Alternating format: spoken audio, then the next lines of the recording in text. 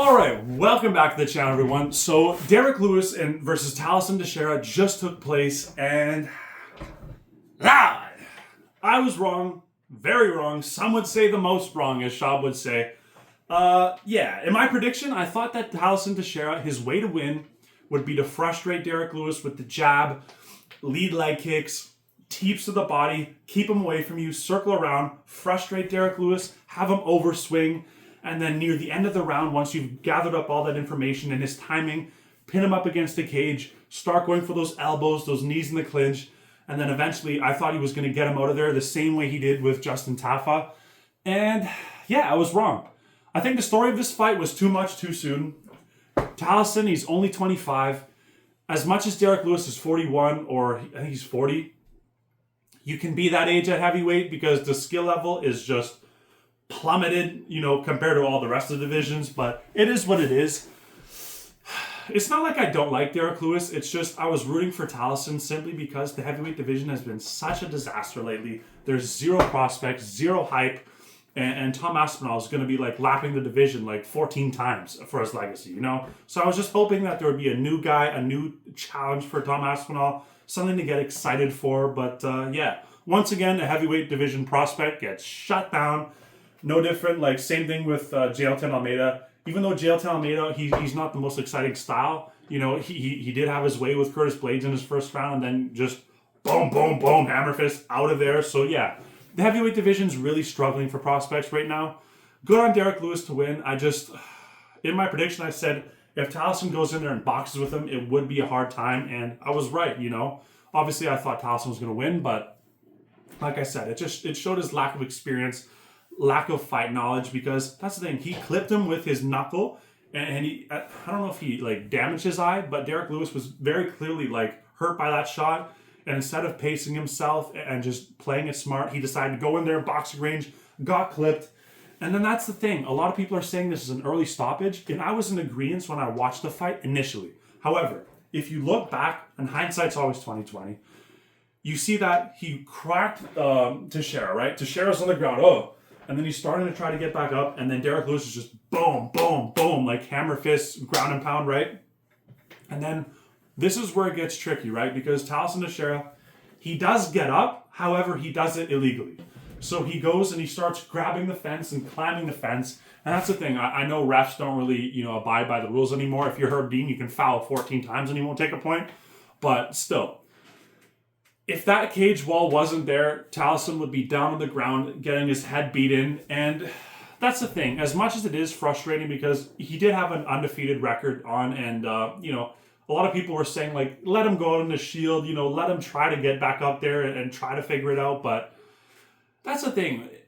He's a young prospect. Not every young prospect, when they make a mistake, needs to be beaten to death for it. You know what I mean? So it is what it is, Live to fight another day. You don't have to use all of your toughness in that one fight.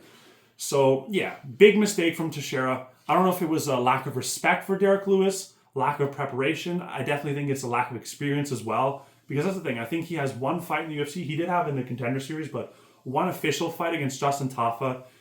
Big jump up to Derrick Lewis and main event. So, yeah, like I said, too much too soon.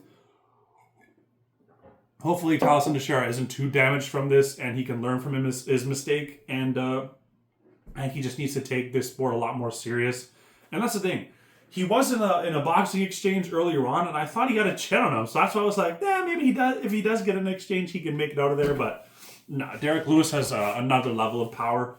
And do not mess with Derrick Lewis. If you're going to fight Derrick Lewis, you have to be perfect the entire time. Cannot make mistakes. And that's just the fight game in general, though. So yeah, unfortunate, but it is what it is. Derrick Lewis had a really funny post-fight interview. He's like, "I'm gonna go a ground and pound with my wife," or whatever. It was it's funny. He's a good guy and he makes jokes, and it is what it is. It's just like I said, I just don't know where you put him, and I just don't think that many people, maybe the casuals, will get interested for Derrick Lewis versus Aspinall. But as far as I know, I'm pretty sure they're gonna do Gane versus Aspinall. So yeah. I don't really know what we're going to do with Derrick Lewis, but yeah, good win for him. And it is what it is. Now, moving on, Stephen Thompson versus Gabriel Bonfim. I was right, but slightly wrong. I thought Bonfim would get the submission, And he was very close in the first round. Stephen Thompson was in big trouble. And kudos to Stephen Thompson. He got out of that choke. That blew my mind. And that's the thing. I was watching this fight and I'm seeing like the kicks that Stephen Thompson was missing. And that's the thing. Stephen Thompson did not look bad. It's just like if Bonfim was Stephen Thompson's age or if Stephen Thompson was in his prime, I think he would have won this fight. It's just Gabriel Bonfim was too fast for him. And that's the thing. People were like, oh, robbery, robbery, robbery. I don't think it was a robbery. I think it was very close, but you got to count in for the control time on the ground that Bonfim had, that submission attempt in round 1. And he did drop Stephen Thompson. He rocked him. So that's the thing. I wouldn't say robbery. I think very close decision, and it was a split. But yeah, it's unfortunate because you're always rooting for the older guys to win. And I know, it's like, well, what about Derrick Lewis? Settle down. You know what I'm saying? Like, I don't know. Stephen Thompson's different. You know, he's just such a nice guy, and you don't want to see him get hurt. You don't want to see him, and that's the thing. As much as he did get rocked and dropped, he didn't get like bashed up or anything like that. So, but yeah, I always say it. I'd like to see Stephen Thompson retire, not because I don't think he can do it. It's just at this age, he's like what, 42. It's too dangerous, and he got knocked out by Buckley, and it's just you don't recover from this damage at this age, and you know he's one of the good guys in the sport. So. Yeah, and I don't even think he has to do this for money because he has the coach and he has the gym with his dad. I think it's like the Karate Combat or not Karate Combat, sorry, one of his karate gyms. And I think he does well with that. So yeah, I don't know why he's still doing it. I guess he just loves it. He's a lifelong martial artist. And yeah, it is what it is. I don't think Stephen Thompson's stock drops from this at all. But yeah. Next fight for Stephen Thompson, I'd like to see them put him against someone his age, preferably not a grappler. And I'll make a video on that later. But yeah, I would just like to see Stephen Thompson shine again because that's the thing. He did really well against an upcoming prospect. Like I said, I thought he would get submitted. He didn't get submitted. Very impressive. But yeah, I would like to see, and I know Stephen or the UFC doesn't do any easy fights. We don't do any easy fights. But like, well, look at what you idiots did with Aldo. Like, yeah, let's give Aldo all these up-and-coming prospects or like all these different people that don't really matter. Like, well, I shouldn't say that. But like, with Aldo, why the fuck did you not book him against Henry Cejudo, Dominic Cruz, Cody Garbrandt? You know, so it's like with Stephen Thompson, I just don't want to see this other thing where it's like, yeah, let's just feed him to killers after killers after killers. Like, be cool, man. Like, give him something to like show up and like style on these guys, man. Because Stephen Thompson, he still has a lot in the tank. Well, not a lot, but you know, for a 42-year-old welterweight, you know what I'm saying? So yeah, I would like to see Stephen Thompson go up against someone older in that division, and really just hopefully get a highlight KO and then right off into the sunset. You know, because I think he wanted to. He was asked about his retirement fine. He's like, oh, I wouldn't mind in the White House. So hey. That is what it is, but no. Be cool to Stephen Thompson. Like, enough of these upcoming killers. Like, relax. You know, like, whatever. Anyways, sorry, on the tangent. Moving on. Calvin Kattar versus Steve Garcia. Steve Garcia was just outclassing Calvin Kattar. Outclassing him, pillar to post. Calvin Kattar woke up at the end of that, near the end of like round 3, and started going like, wow, wow. And like Garcia's just head movement, like, wow. Like, I was really impressed with Steve Garcia. And that's the thing too, he was already up 2 rounds. He did not have to go and push the pace even more. So that goes to show Steve Garcia looked amazing, very good with it, or very impressed with his performance. As far as Calvin Kattar, fucking hell, man. Like, I swear, it's his last like 2, 3, 4 fights. It's just like you're waiting for him to do something. Like, he got like basically like dominated by Aljamain Sterling on the ground. Then Zalal kind of just ran around the whole time and touched him up. Calvin Kattar versus Allen, it ended in the first or second round. It is what it was. And then Kattar versus Emmett, split decision. So that's the thing. And then obviously he literally altered Giga Chikadze's life. But since then, man, it's just been loss after loss after loss after loss after loss. And that's the thing, too. It's like, this is the fight game, man. You can't half-ass this. I'm not saying he's half-assing it, but, like, it just took... I remember seeing the scorecards. It was like or the midway through the fight, it was like 8 strikes, Calvin Kattar, 26 to Garcia in round 1. And then like same thing, like 8 strikes and then like, what was it, like 29 or something like that. I just don't understand what Calvin Kattar's plan was. A lot of people are saying that the Holloway one really, really messed him up because ever since the Holloway one, and I know he beat Giga Chikadze, but you know what I'm saying? Like ever since then, I think that altering damage, it just took away Kattar's... I think he wanted to fight at the end of the round, but like earlier on, it looked like he didn't want to be in there and he didn't want to get in these exchanges. Steve Garcia made it fun and the crowd was booing, so that really pissed me off because it wasn't a bad fight at all. It's just Calvin Kattar was, you know, not doing much until the end of round 3, and that's the thing. Too little, too late. It is what it is. So, yeah, really good win for Steve Garcia. Very excited to see what he does in his future. And, yeah, looking forward for their next fight. As far as Calvin Kattar, I think either he hangs it up or... Another thing, he's 14. So Steve Garcia is going to take that from him. Nah, I was going to say give him Rafael Fiziev for his first fight, but nah, I think stick with my guns. I think Rafael Fiziev versus Josh Emmett is the fight to make him featherweight. But story for another day. Anyways, moving on. Another featherweight bout. Nate Landwehr versus Morgan Charrier. This fight, man.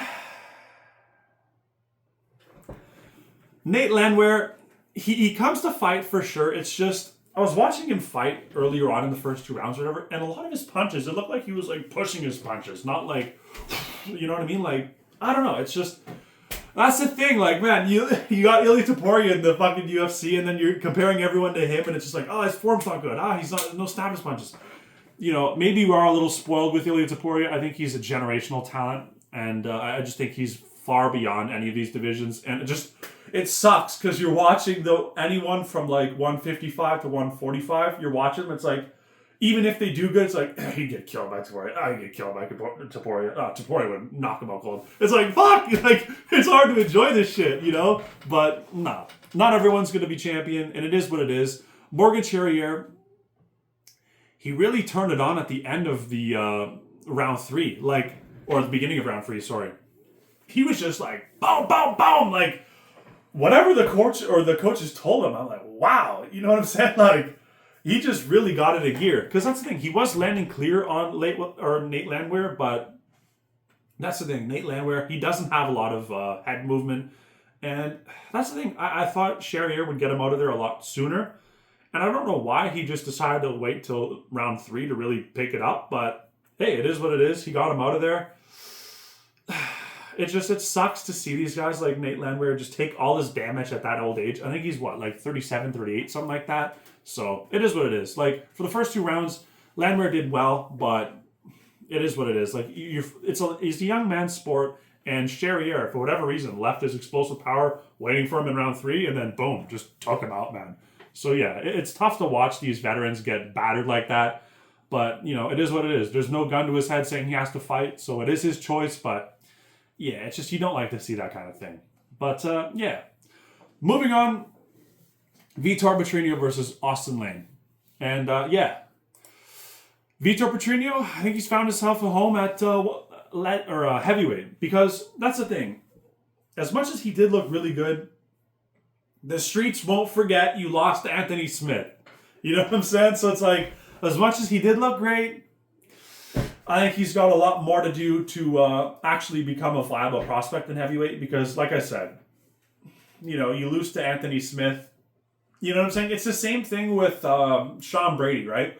As much as he did look really good in versus Leon Edwards, it's just like, you got TKO'd by Bilal. You know what I'm saying? So it's like, it's one of these fighters where it's like, you know, it's like, wow, he looks good, but like, you know, the skeleton in the closet is like, you know, you lost Anthony Smith. So it's like, I don't know, man. It is what it is. Good win for him. I think he should stay here. But, yeah, it's just funny to show because it's like Vitor, he went up a weight class and he looked really good. Junior Tafa very much does not belong in heavyweight division. So he moved down. And that brings us to our final fight, Junior Tafa.